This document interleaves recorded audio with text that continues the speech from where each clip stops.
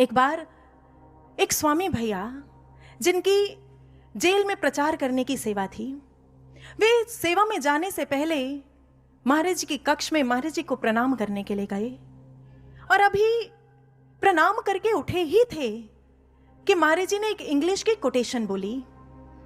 और ये तो हम सब जानते ही हैं, महाराज जी के मुख से निकला एक एक शब्द, महाराज जी के एक एक शब्द का चयन वो ऐसा ही साधारण नहीं होता, बहुत बहुत गहराई रखता है।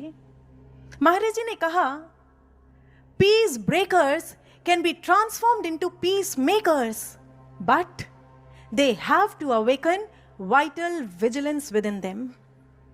महाराज जी ने स्वामी भैया से पूछा, जानते हो ये वाइटल विजिलेंस क्या होता है? भैया ने झट उत्तर दिया, हाँ जी महाराज जी, विजिलेंस तो पता है, ये वो डिपार्टमेंट होता है जो करप्शन पर या किसी गलत काम पर तीखी पैनी नजर रखता है और फिर उसे होने नहीं देता। पर महाराज जी वाइटल, अभी भैया सोच ही रहे थे कि महाराज जी ने गंभीर स्वर में कहा, आत्मिक चैतन्यता, आत्मिक सतर्कता। एक ब्रह्म ज्ञानी साधक की चेतना को इतना जागृत, हर पल इतना जागृत होना चाहिए कि वह अपने मन में उठते एक एक विचार पर तीखी पैनी नजर रखे और फिर जब यही विचार विकारों का रूप लेकर उस पर हावी होने का प्रयास करे तो वो उसी समय सतर्क हो जाए, सावधान हो जाए, चौकन्ना हो जाए और फिर यही वाइटल विजिलेंस एक साधक को गाइड करे।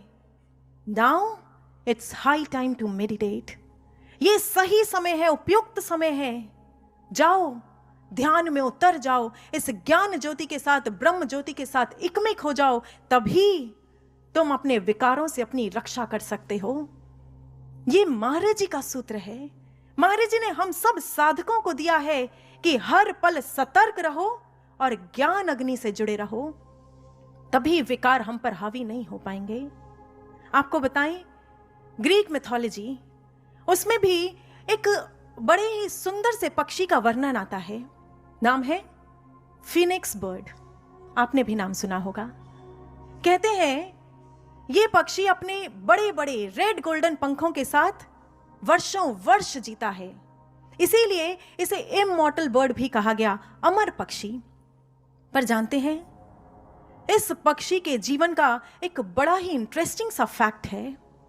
कहते हैं कि बेशक ये पक्षी अमर है, वर्षों वर्ष जीता है, किंतु हर 500 साल बाद जब उसे ये लगने लगता है कि उसकी सुंदरता कुछ घटने लगी है, उसकी कांति कुछ फीकी पड़ने लगी है, उसकी कमजोरियां उस पर हावी होने का प्रयास कर रही हैं, तब वह क्या करता है?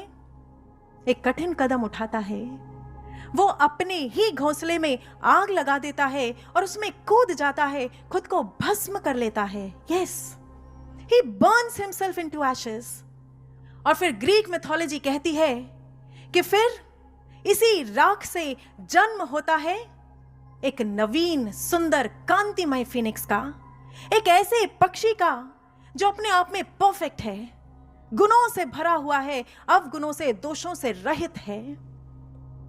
भाइयों और बहनों, ठीक इसी तरह जब जब भी एक साधक के भीतर ये इच्छा उठती है कि वो भी सुंदर हो जाए, सद्गुणों से भर उठे, अपने विकारों को दूर कर दे, तो शर्त एक ही है, साधना में उतरना ही होगा, ज्ञान की अग्नि के साथ इकमिक होना ही पड़ेगा, उसमें मिलना ही पड़ेगा, और कोई मार्ग ही नहीं है।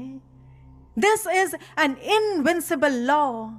अध्यात्म के जगत की यह एक अटल रीत है जिसे टाला नहीं जा सकता।